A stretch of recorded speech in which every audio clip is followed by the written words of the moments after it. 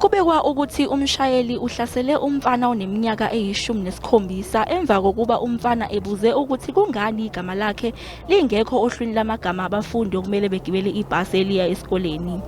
Umshayeli webhasi oneminyaka engamashumi nesithupha usezobhekana namacala amabili okungelokushaya kanye nelokuzama ukubulala. What happened is the viewing of the video clip that actually prompted us to immediately consult the NPA, and then that's when a decision was taken that a charge of attempted murder can be added, and that's what we are investigating, and that's when the 56-year-old man, a bus driver, was arrested. Izinhlangano zombusazwe zikhona nazo enkantolo ukuzozwela ukuthi inkantolo ithini ngalolu daba.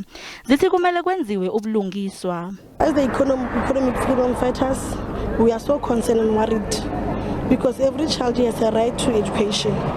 So we are here together, here to support him and the family, and we want justice to prevail. We want him to rot in jail for doing that.